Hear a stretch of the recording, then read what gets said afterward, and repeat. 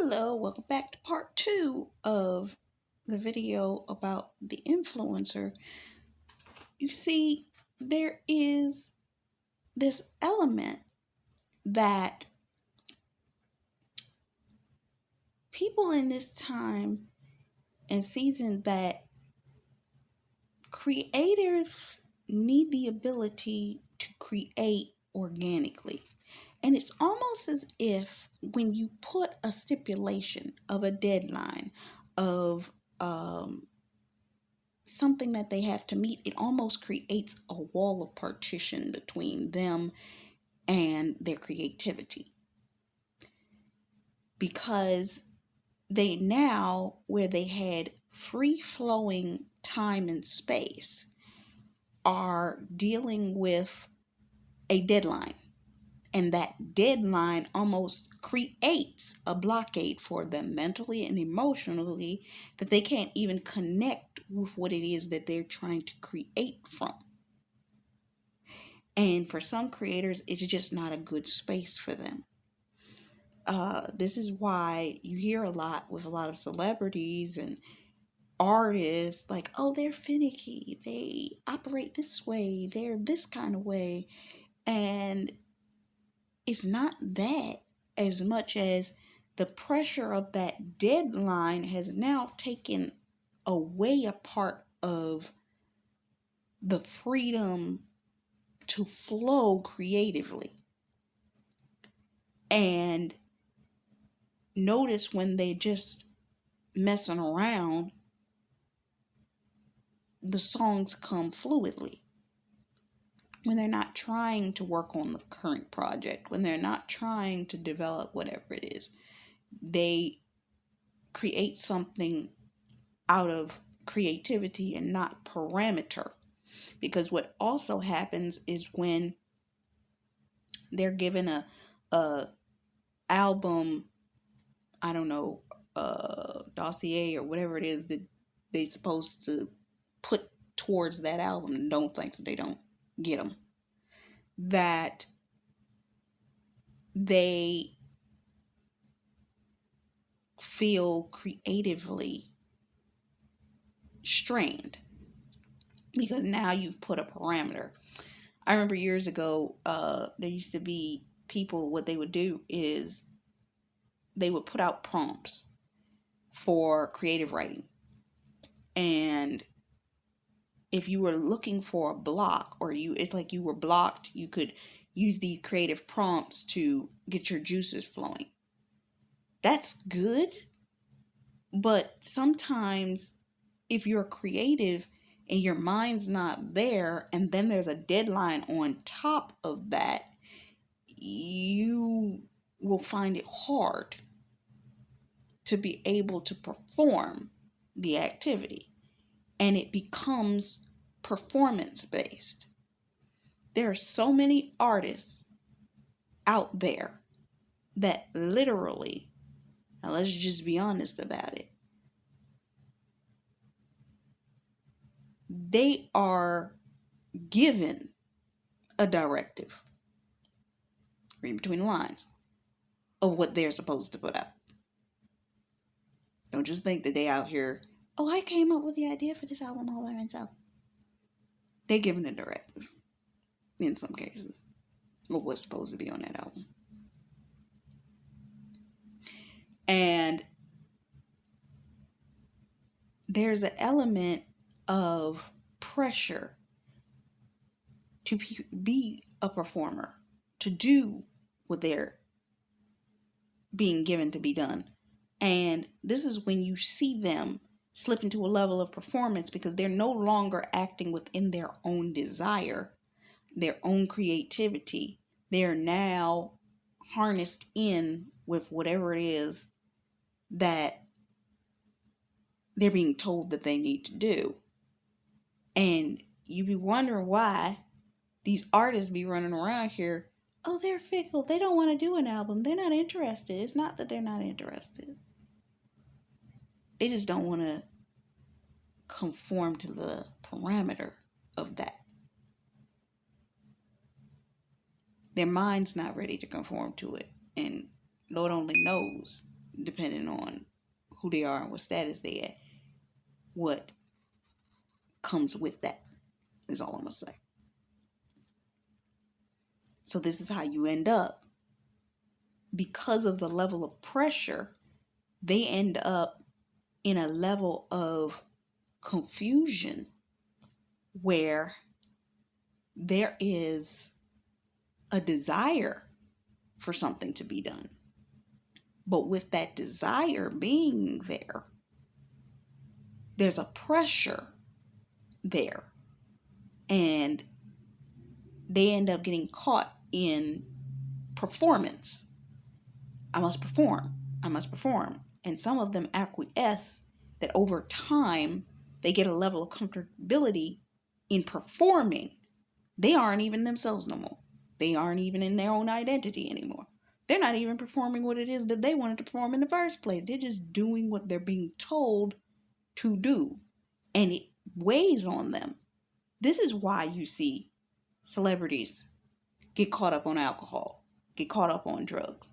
Because the pressure to perform at that level where they once had the freedom to create creatively what they wanted to, they no longer have because they're under a label, they're under an agency, they're under what have you, and they no longer have right to say because the executives, the people that are paying, and the irony is these people aren't getting paid that much. That's a whole nother podcast. That's a whole nother broadcast.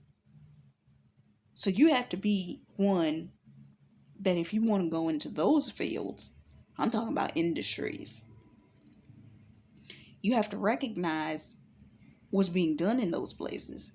You have to recognize, do you want that? And do you have a good core people group around you that you have a team that's protective of you as well as you are protective of them?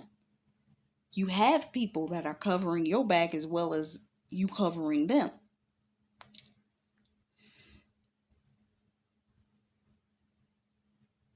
But you have to have that wisdom and that understanding so that you are operating appropriately. And there's such a level within that they create a level of self-sabotage. I remember I was watching a television show one time, and in it, the woman had gotten her first endorsement deal. And the reason I'm saying this is some of y'all are going to be looking for sponsorships for what it is that you're doing. And she got her first endorsement deal, and she signed for a lot of money. But she ended up turning around and self-sabotaging, going to the party, getting photographed, and she was just acting a plumb fool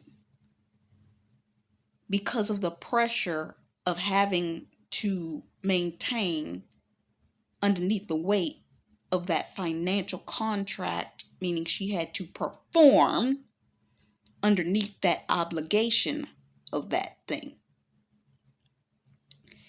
Some people have to deal with those things, and what ends up happening is there's a level of self-sabotage that comes in where the individual will literally put on more to themselves than they can manage to purposely prove when they can't handle it, and they act a fool that they couldn't handle it because they want to go back to their comfort zone level.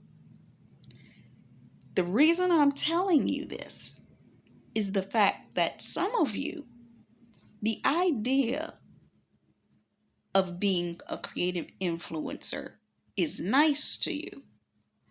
But on the flip side of it, when you think of the amount of pressure it's going to take, either you're going to take on too much because subconsciously you want it to fail. is a poem that states, "Our deepest fear is not that we're going to fail, but that we're going to be more successful than we could ever imagine." A lot of us, we have a comfort zone, and there's actually a psychology to this. There's a level of comfort that we already have, and the idea of breaking out of that mold, going through a process, developing ourselves into something new and different.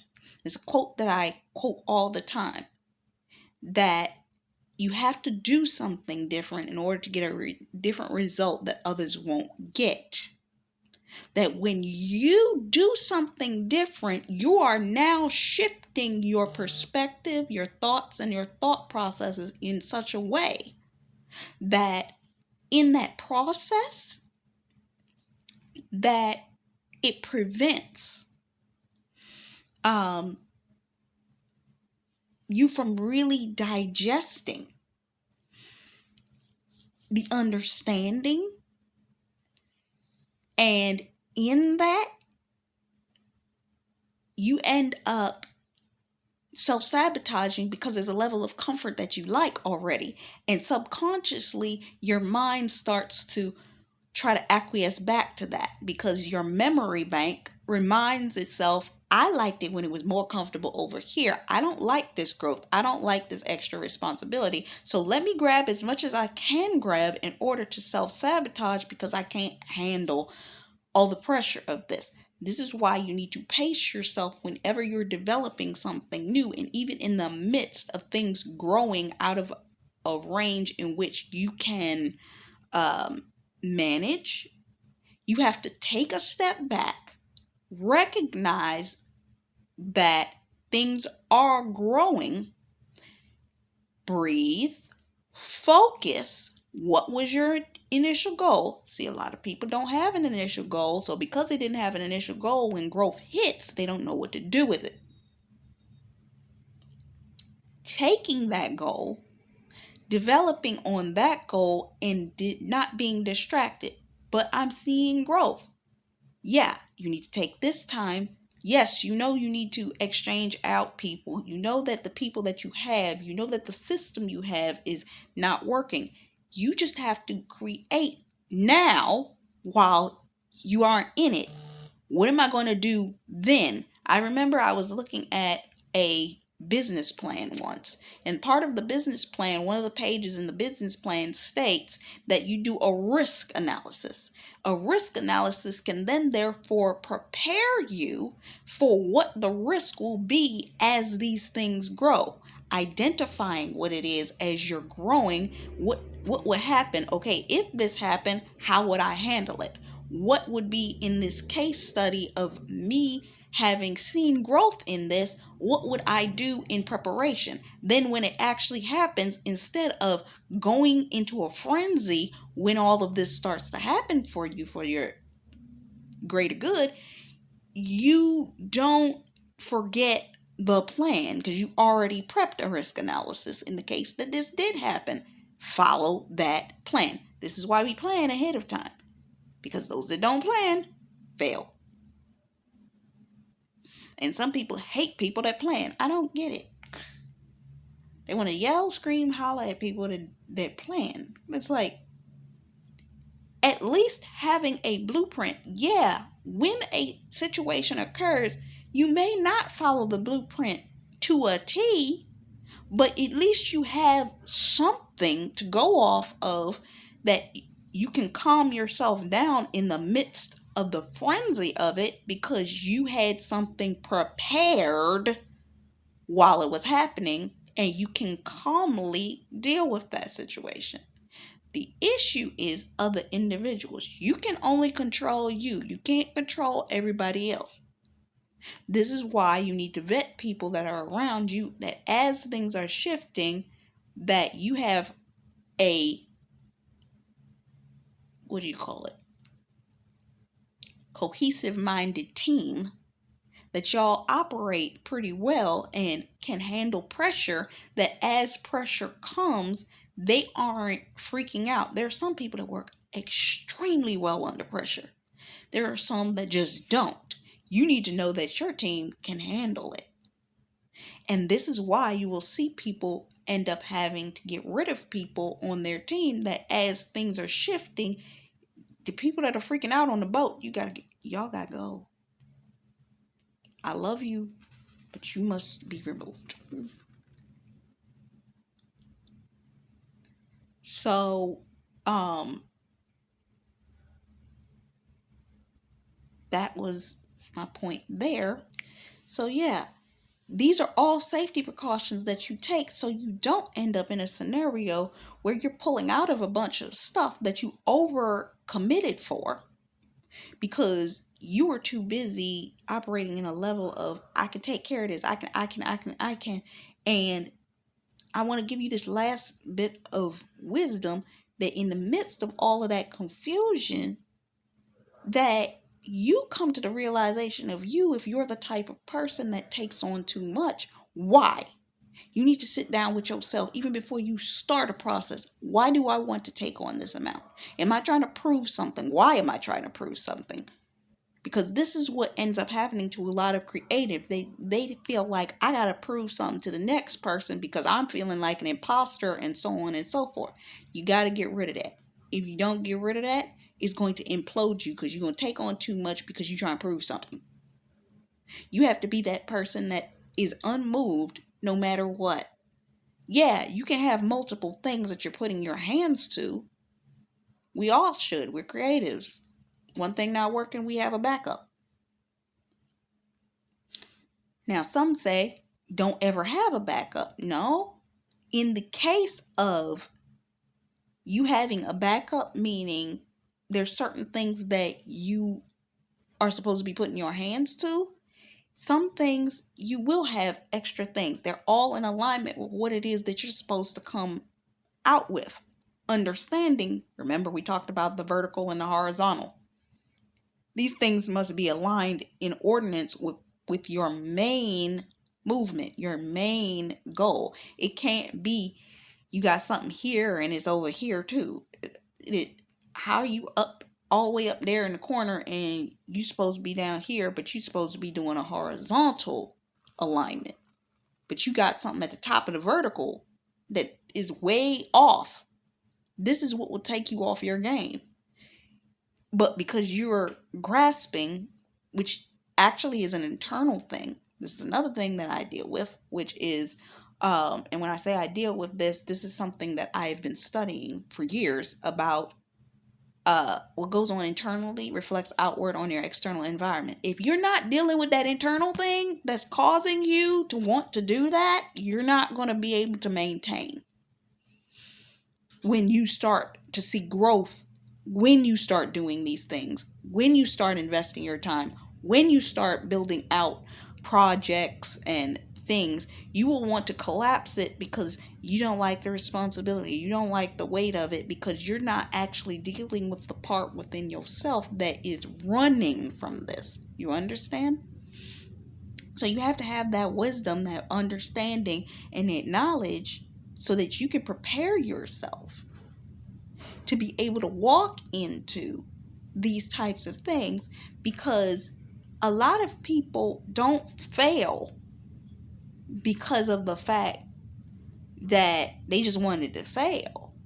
A lot of them failed simply because they did not plan ahead of time and realize what they were going to say no to. Which brings me to this point, that understand you can say no.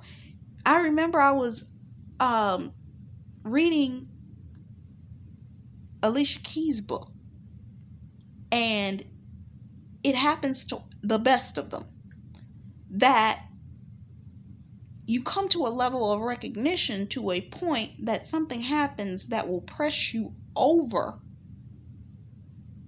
a hump in your life. And in that pressure, you come to the realization, I don't need all of this.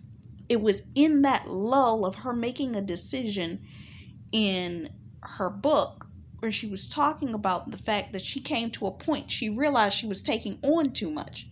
Don't take on too much.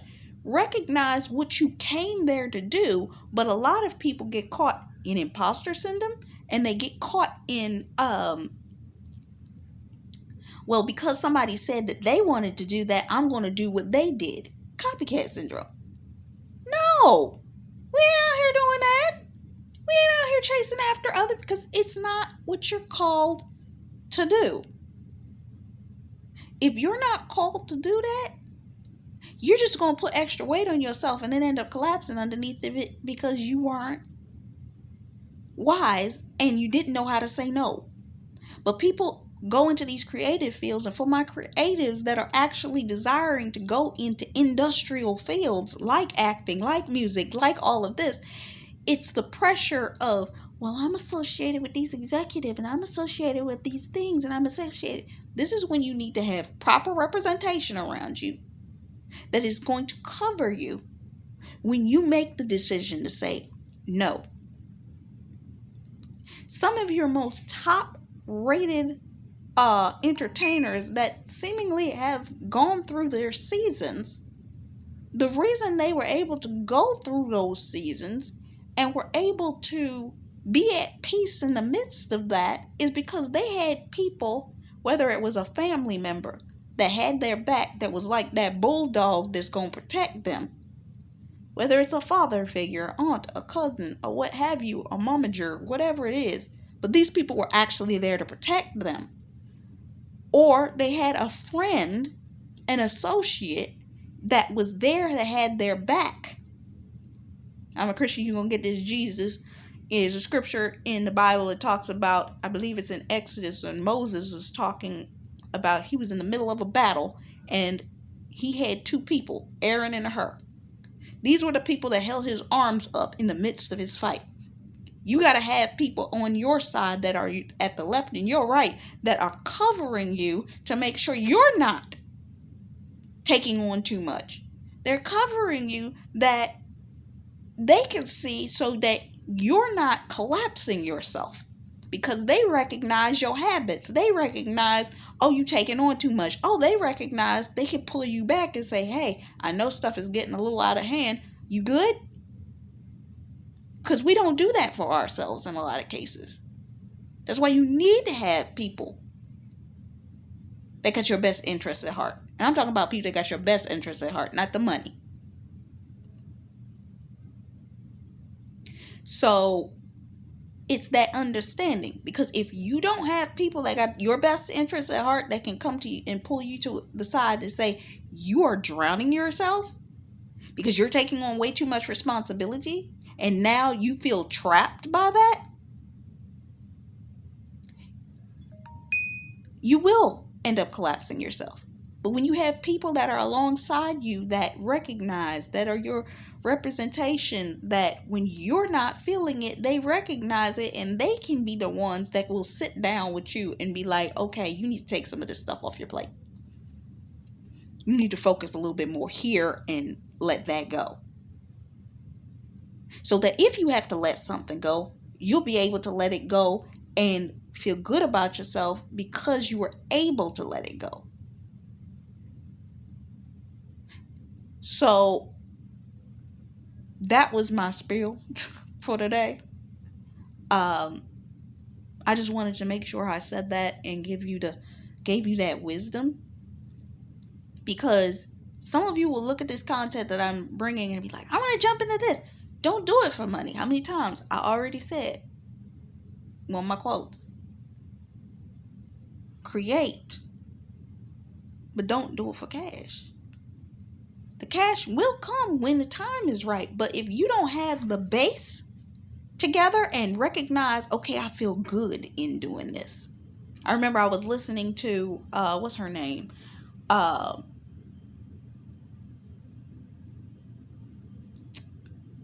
thinking of it. EW is her initials. Washroth. She works for fashion. She did a master class and she was talking about understanding what your no's are, because you don't feel good in that. The thought of doing that. Sometimes you do have to allow your feelings to be a gauge to let you know I'm not feeling good about that, so I'm going to say a no to that. No matter what are they going to do to you? See, a lot of people get intimidated thinking by not taking the deal, by not going to the event, by not, what's going to happen to you? You just didn't go. But see, people get caught up in other people's opinions. And I've heard a lot of celebrities say this, that if you get caught up in people's applauses, then you will be destroyed in people's rejections or people's, you know what I'm saying? So if you're only doing it to keep the applauses going, you will be destroyed. Because there are going to come times that you're going to have to say no to certain things that people are going to talk about you. You can't be a people pleaser and be a part of this. You got to get rid of people pleasing spirit immediately. Let it go. Let it go. Because if you're going to be a people pleaser, you will be stretched so thin that people wondering why people having these how many times you done seen celebrities have experiences of exhaustion? Why? Because of this type of stuff. It happens to the best of creators. Some of y'all wouldn't want to put yourself on the same line as celebrities, but guess what? All a celebrity is, I need you to listen to me. Come on, come up here. I need you to listen to me. All a celebrity is a creative. You hear me? You hear me? They're creative. And they managed to figure out how to organize their life in such a way, make the right connections, communicate to the right people, and actually put themselves in a position to have a platform for themselves that put them in public viewpoint with everybody else. That's why you can't be mad at celebrities. You don't know what they went through behind closed doors to get to where they're going. Right now, what you create could take you there. It could take you into a level of influence on these platforms. It could take you into a level of influence where you are going to the fashion shows and the events and all of this. The other night I was looking at a photograph of Janet Jackson at Fashion Week. And I was like, oh, because I think this is California's Fashion Week time frame. I used to do fashion.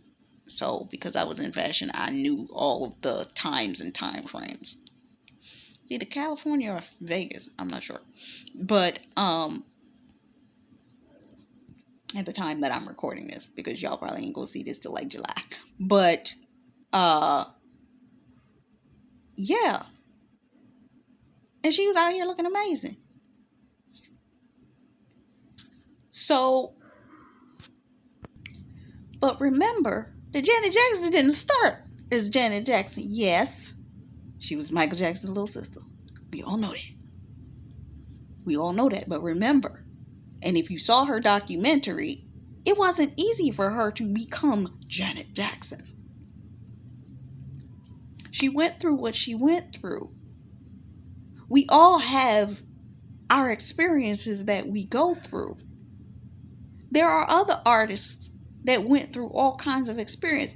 The difference between you and them, I'm going to tell you, the formula is exactly the same. The difference is the people that you come into contact with, the associations that you make, and your tenacity to keep on going. Because the person that's up there had a different level of tenacity to keep on going and would do anything to whatever degree to get where they were going to get. There's a level of people that some of y'all, your level is just here. For some of y'all, you'll get to that next level and you'll want to stop there.